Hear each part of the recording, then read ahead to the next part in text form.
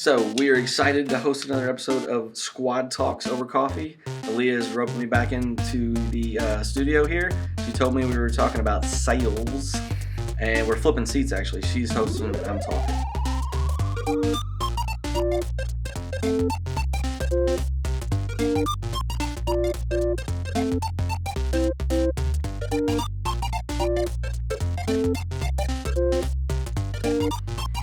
Welcome back to Squad Talks over coffee. Do not be confused. I have often been in this seat. He has often been in mine. But our fearless leader and founder of the marketing squad, Bryce Rayleigh, is not hosting today. He is our special guest. So welcome, Bryce. Thanks for being here. Thank you. I'm glad to have no responsibilities. So that's fantastic. Hey, but you're kind of in the hot seat, though, so I don't know how you feel about that. But I feel good. I've got my coffee from Centralized Coffee in a coffee crossing mug, diner mug. It's heavy. I feel secure. The Coffee Crossing Diner is Indiana, correct? Isn't it? Yeah, a lot of locations in Indiana. And then, but Snodgrass, of course, is Louisville staple. And I've got my Perrier water. I'm jealous of that one. We both were probably the top connoisseurs of spot in the freezer to get one code really quickly, fast. Yeah. It's totally the spot. So. I would say though, not everyone in this office is as passionate about sparkling water, but they don't have a blog like me on sparkling water, so or they probably don't have a soda machine like I do that makes my own sparkling water. That. You didn't know that? And an inflatable hot tub. I could go on and on about the special tools and toys that I mean, the show make could my be life about better, that instead of about sales. Okay, is that okay? More views, maybe. More. Yeah. I have mine's less impressive than everything you got going on. Except that this is one of our newest cups around Christmas that we made from the squad. It says brewing coffee, telling stories, growing businesses, the marketing squad. I do love that whole phrase. That's good. But, it's not repping a local shop. It's repping us. That's important. That's very important. Yeah. Maybe the most important of what we do. Yeah. But the coffee inside was just from the Keurig. I don't even know if it was Starbucks or Dunkin' Donuts, and it's cold at this point. We'll edit that out, Taylor. I only brought it for the show of it. Okay. Because I'm done drinking it. Okay. But the cup, the mug. And then I've got regular water. But, unsponsored, so we need to just turn the logos away. I'm just kidding. There we go. We're not that famous. But, so, today, what do you want to talk about? What I want to talk about? Well, we were kind of on the things that I enjoy talking about. We're going to talk about sales today. Aaliyah's going to ask me questions. I'm going to answer them. Yes, we're actually in a sales series, and sales. I struggle so much with sale. So it just comes out real country. Mm-hmm. We have a content offer as well. Going along with this new series of our Squad Talks is an actual content offer around sales, and it's your 5-step process to better prospecting. We're going to link to that. Sure. Also, if you follow us on social or anywhere, we're going to be talking about that there too. And you can download it. We're not just going to mail that to you. No, snail mail's taking too long right now. Yeah. But I invited you here for the first episode of the series because not only have you always been a leading role in our selling, because it's kind of in your DNA, but we just recently undertook the last few months, like 6 months, a big undertaking of our sales process and our CRM. Correct? Yes. So correct. I would love to hear a little bit more about that, especially kind of how we did it, but also if other people are kind of thinking about if they should. So I guess just start us off with telling us, what have you jumped into the last 6 months with that? Yeah. For a moment, I thought about answering these questions like my 14-year-old son. And they would just all be yes, no, yes, no, yes, no. That wouldn't be a good interview, would it, Taylor? So, yeah, it's like, you started a business years ago. If we didn't sell anything, it was pretty much on me because it was just me for about 2 years. How long have we been in business? I think it's 15 Almost in August. 15, I believe, yeah. Yes. Yeah. Okay. Aaliyah made me feel old earlier. She said, something about, it's not like you're 55. And I was like, but I am 45. It's 10 years away. And this business is 15 years old. That context, and but, yeah. Yeah, I do have 2 kids in high school right now. So. But anyway, all not reasons why we're here. So, to me, the history of our business, there's a timeline on our website. You can see some of these things. But, I grew up, I've always had some aspect of sales. I always looked up to my uncle, Gary, who was in sales with SC Johnson Company. Traveled all over the country, guy with the briefcase, coming in at Christmas, bringing the samples of products. And he rose all the way up to VP of Sales and Marketing with SC Johnson. global, and honestly, I think that's about as high as you could get without having a last name Johnson, maybe at that point. But anyway, he was always an inspiration to me, and so I always knew I wanted to be in some kind of business or sales. I would say starting off, even as a paper route dude when I was 14, 18 years old, there's a sales aspect. You're collecting and you're trying to get new subscriptions and all that. I was in the financial services business for several years right out of school. You think when you're getting in that business, you're just going to do financial planning and investing and stuff. But turns out you don't do that for anybody if you don't have any clients. So you first have to sell and get new clients. And so that was a part of my past, and then into a year in the building business with one of our clients, PL Lyons, architectural builders. And then came along this. You launched the Squad. Yeah, the Squad. It was the name of the business. I still tell people when we're recruiting and hiring is Simplified Solutions LLC. You get a check from us, it's still going to have that name on it. We've had a few DBAs over the years: the Content Squad, the Marketing Squad, as of the last 6 years or so. But early in a business, you're selling and you're in this growth mode, and you're just acquisition and new clients. But I learned all these things early on. In my early 20s even, and late 20s, from all these giants in the sales world. Mark Victor Hansen was just a sales prospecting and motivational inspirational speaker. Jim Rohn, Zig Ziglar, Peter J. Daniels, Harvey McKay, Doug Weed, a guy in the UK named Peter Thompson, and so many more. But I accumulated all that knowledge about sales, and obviously it helped me in selling, helped our organization in selling. We did training with HubSpot through the years on baseline selling. A gentleman named Rick Roberge helped us greatly back then. I'm saying all that to say, all that knowledge was there. We were just kind of in blocking and tackling mode, go mode. You're selling. Well, then this point comes along where you go hey, we've accumulated a database of customers and of an audience we've built and a subscribers and whatnot. Yeah, and now we can actually do some things with that. You can't put a lot of things into practice early on that you're just reading about and learning if you don't have the client base. You could go out and buy one, but as you're building that, and I think you just kind of switch in that mode. So that was kind of a revelation this last year. COVID made us think that way. We started thinking about inside sales culture. We started thinking about tools. We've been a HubSpot Gold partner for, I don't know, is it a decade? I don't know. You might know that better than I do. We were maybe almost a decade ago. Then we weren't partners. Well, we always were a partner. We weren't Gold. Right. We became Gold very early on. Brian Halligan, the CEO, came in and did a luncheon for us. And then we sold it still. We just didn't have the same kind of level of partnership. But we recommitted to it a couple years ago, went all in, or 18 months ago. The other day, as Wayne and I often say. And, retained Gold almost at the platinum level right now. And so that tool was embraced again by the agency. We'd always. What way? What way? Marketing first and foremost. Yes. We're Automation, marketing agency. email, Yeah, social. exactly. But the way HubSpot and the tool is set up is you have a CRM, then you have a sales hub, a marketing hub, a service hub. Now there's additional hubs, operations, and other ones I'm not even aware of coming down the pipe. But I think we at this point said, let's get our contact database, our CRM, organized. We've never done that. Let's see who's in there. Let's start to clean some things up, company wise, contact wise. Lists. Is kind of, we're getting to that point right now. We're 60-70% of the way through this journey, so by no means done, but it's starting to feel good, that organization, and it's allowing us to do some of the things I've always wanted to do. So I was going to ask that part. So besides seeing that the contact is real, or if they're not real anymore, or if the contact information is real, what other new data or updated data helps us sell that we've kind of accomplished in that CRM lately? So say that again. What other new what? Like fields or data besides the name and their contact info, being sure that's accurate. What else helps us sell that we've cleaned up? We had a meeting, I think in a leadership meeting or a business development meeting, I can't remember which one it was, where we talked about, I brought up a book I read years ago by Harvey McKay. I'm going to forget the name of the book, How to Swim with Sharks, or he was in the envelope business. He wrote multiple books, How to Swim with Sharks and Not Get Eaten, and he also wrote one. Interesting names. Escaping me. Yeah, the other one's escaping me. But the principle was that he said, whoever has the biggest Rolodex wins. And I still believe there's some truth to that.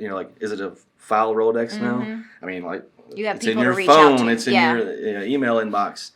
But how much more powerful if it's in a centralized CRM, with an entire team having access to it. How much more powerful if it has some connection to your accounting system, which ours does now with QuickBooks, and some connection to your operations, systems in terms of our project management, Slack, other communication tools. That used to be pie in the sky, unicorn stuff for us to think you could integrate some of those things, and they're not all perfect. I always joke. I think it was maybe Joe Gertis, who was on the team years ago, said, software many times will, people want it to do everything and make you a peanut butter jelly sandwich, and it's not going to do that. No. So, but we're getting 60, 70, 80% out of what we want, and then getting some cool integrations and some probably more that we can do, which is exciting.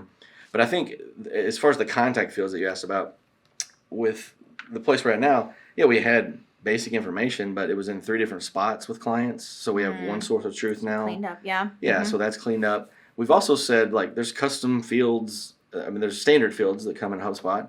We like some of those. We also would like to know other things, about our clients. So we've kind of created our own property fields. There's a lot of architecture that goes on in this planning process. It's kind of like, what do you want property-wise with the contact record? What do you want with your company records? Because there's companies and there's contacts at those companies. Sure. You've got deals, that you're working, opportunities that you're working with, associated with contacts that are associated with companies. So there's some architecture and how you want all that set up and what kind of information and data you want to keep in there. We've taken those steps, we kind of agreed on those as a team. We've edited those fields, and now we're going out and cleaning up some of those contact records. We've already cleaned all the companies. I think we deleted about 3,500 companies who had just, maybe they downloaded something years ago, maybe they were a client, not any longer. Who knows? All kind of different things. But removing them means who you focus on is worth focusing on. The open rate of probably messaging when you kind of remove we want folks. the noise. With HubSpot, full transparency, you're paying for those contacts. So, but we wanted, our customers in there. We wanted those segmented into lists. Who hosts with us? Who's done project work with us? Websites, video. Who's a partner with us? Those folks are paying $50,000 a year and up. We're working with them day in, day out. You run that team, right? So we wanted those different list segments, and so we're in the process of creating those. We all wanted a broader subscriber list. Those who've said, "Hey, I'd like to get your emails when you send them out," and then even a broader list of audience who've downloaded things and have been to events and those kind of things. But we wanted to get rid of everybody else. Yeah. That's there's a lot of downloads from all over the world. Some of our content, probably never do business with us. Yeah. So go back to deals for a second, though. So does having that feature allows you to know where pretty much any contact is in the buying cycle or their journey? So if they are an opportunity, you can speak to them in the timeliness, the right way, whoever's accessing it. Yeah, we've customized our sales pipeline to match our sales process, which we've done some refining on that. We've created something called a squad fit grid, inspired by HubSpot. Who do we want to work with? Who's our ideal? There's buyer personas and whatnot that you're targeting in your marketing, but when it comes to selling, or do they meet the criteria? Do they, I always tell people, can you pick them out of a lineup? They look like that other client that we have that we work really well with, right? And that's another example too, where removing allows you to actually be more efficient because they're not a right fit. So yeah, exactly. Just because those, if things don't end well, which we have some of those, everybody does, then usually we've offended some core values. Because we're working best when we're exemplifying our core values, and if we did that, sometimes it means we just brought somebody on that wasn't a great fit. Yeah. And it's okay to be able to come together and acknowledge that. But the sales process, the fit, the stages in the pipeline, we've lined those up with what we do and how we do it. It's again inspired by HubSpot. We're a HubSpot driven agency, so we've appreciated the content, the education they've created over the years is huge. But we call our first meeting with anybody a connect call or connect coffee. Didn't get to have many connect coffees the last 18 months, unfortunately. And now some of the shops are closed that we used to love.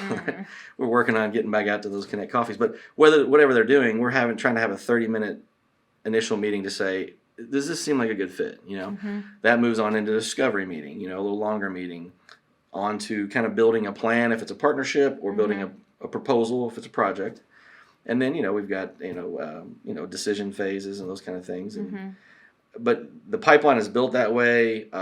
It lines up with our sales process. The team is on board with it. Anybody who is selling. And right now, it's a lot of the leadership team is involved in that. don't necessarily have a dedicated person that's just selling all day long any longer. So, yeah.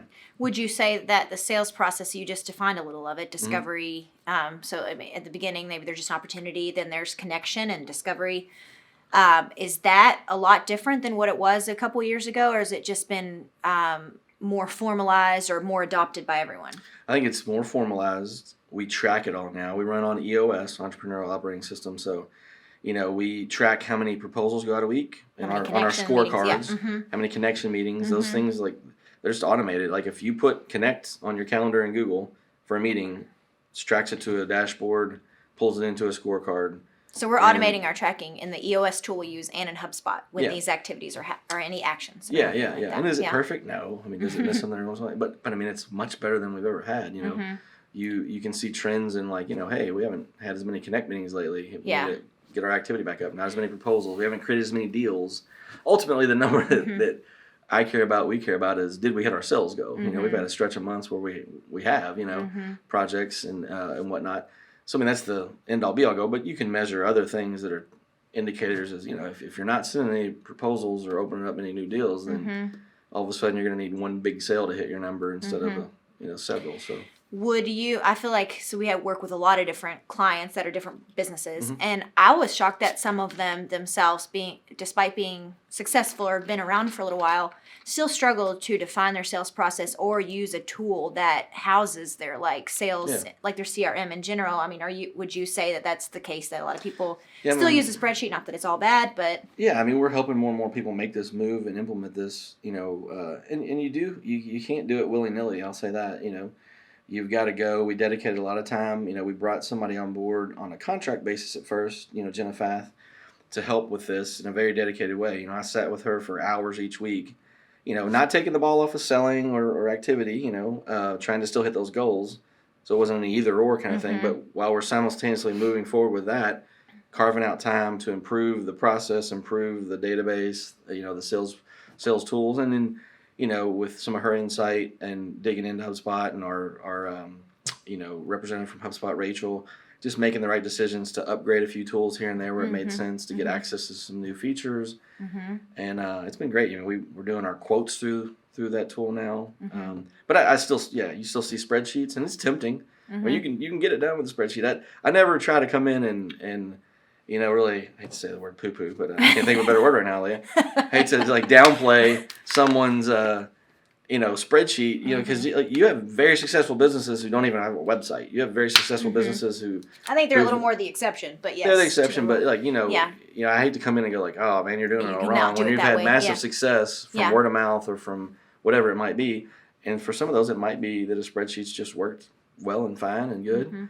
But for many, I think, in order to take advantage of these tools and also to integrate your marketing, your service aspects with these, it's been a powerful experience for us. And, I'm excited because we're only 67% of the way there. 67 or 60 to 70? 60 to 70. Because it'd be weird if I said 67. Yeah, that'd be weird. I feel like Gary Vee, though, says I was just listening to recently, very many he'll say 13 to 93 seconds. I'm like, that is a very interesting numbers. I've learned that, way back when I read that in a sales book somewhere, that under a negotiation book, if you use odd numbers, it does make people's brains switch a little bit. And you're like, hey, if you bought that for $27 versus $25, now I've got your attention a little bit. Yeah, and you're not just like, $25. It's $27.99. Yeah, so 60 to 70% there. That's why I send meeting invites that say hey, let's meet at 10:13. Oh, it's crazy when people do that, though. I'm not calling you crazy. Maybe I am. Well, I like the 15-minute increments, though. Oh, yeah. It was a game changer when Google Calendar added that. So, what do you say? Let's roll it back. I'm just kidding. What would you say then, being that we're almost around 70% there, what one or two assets, I guess, has made what one or two things need to happen to make this process smoother? Yeah, well, Jen and I just put some more time on the calendar. Time. That's and you're going to be in part of that because we're at that point where if we want to send a message to every one of our clients, offices closed, this is happening, that's happening. Here's an signature offer. Or signature event. Yeah. A new offer we really think you'd like. Yeah. A new SquadTalks just rolled out. We want to be able to hit send on that pretty quickly. If we just want to speak to our hosting clients about something going on with hosting, if we just want to speak to, project clients. This goes in a little bit of something I just taught a Squad U here on the principle called the Magic Matrix. Peter Thompson came up with.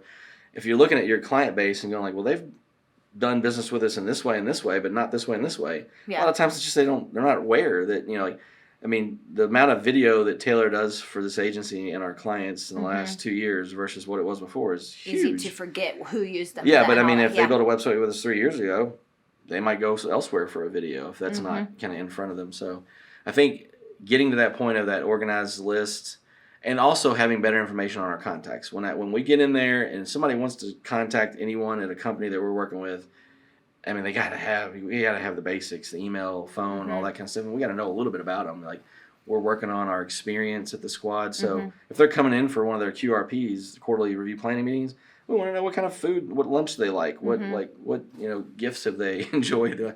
So we're gonna track some of that stuff now. So not rushing through, just getting the most important information, getting all the most important information is that'll be what Jenna's follow up will be. Is she'll be our champion of that. And I think you do need an internal champion of that.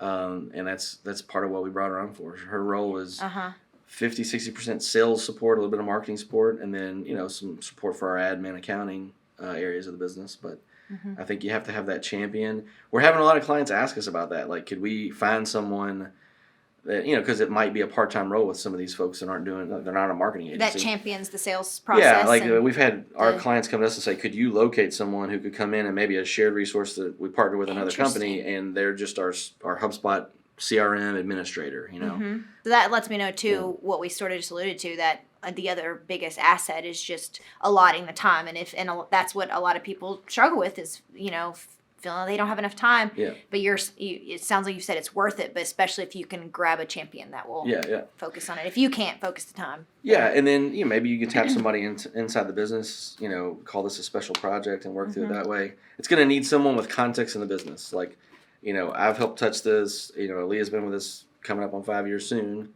right? 4 years? Yeah. 5. Soon, yeah. Yeah. Taylor hit a 5-year recently. He just did. Beside the point. Shout out over there. That we picked the gift the other day. You're gonna love it, by the way.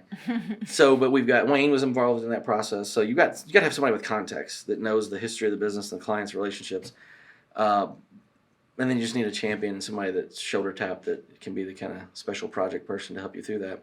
We're gonna create some resources, and drop those soon. That would just be some checklists, some guides to doing this. Because it is kind of a step by step. A lot of it's manual. You can't just get a software to clean all that for you because it's people centered. Yeah. There's some tools within HubSpot that are gonna do a little bit of the work for you, but then there's some just tedious stuff. You gotta do it. Yeah. And you prioritize what's most important. To get done first on down the list. But and it's also a service that we do some HubSpot consulting. When folks are coming on, especially if we've sold it, but if folks are coming on the platform and they need help with architecturing this, creating a process, migrating, getting things set up, getting a little bit of training. We've got some programs that do that, packages. Yeah, so. That's true.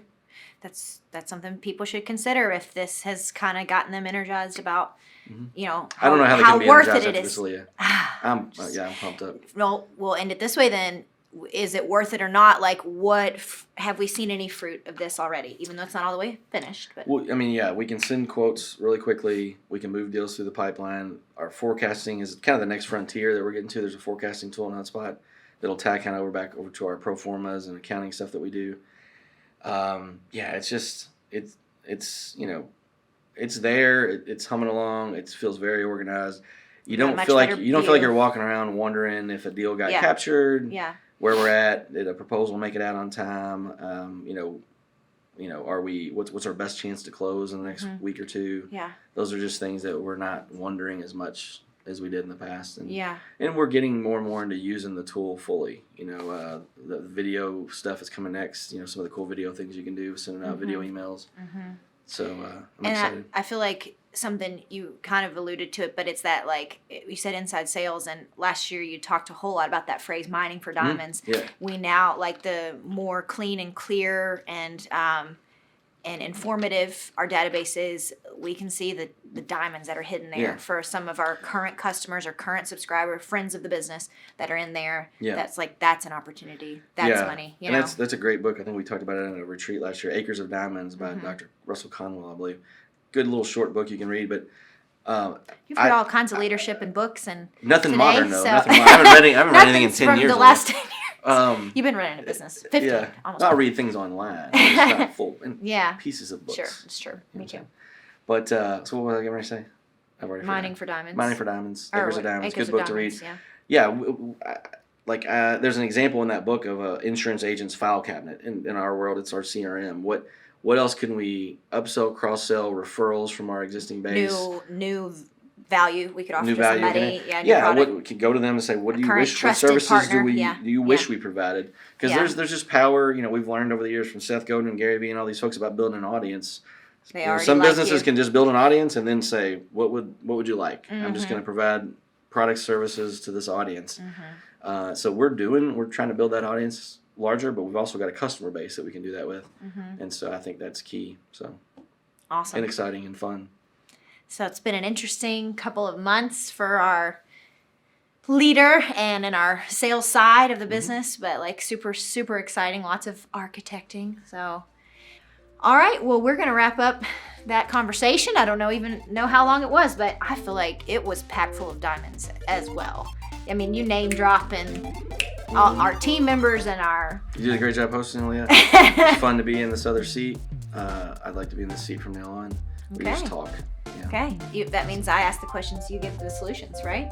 Always full of solutions. Cheers. Cheers. To another Squad Talk. As There we go. usual, let us know if you have questions. You can leave them in the comments wherever you have watched this. Like, subscribe. If you want to be a guest, let us know. Yes. Let us know who you are and why. Yes. Thank you very much. Bye.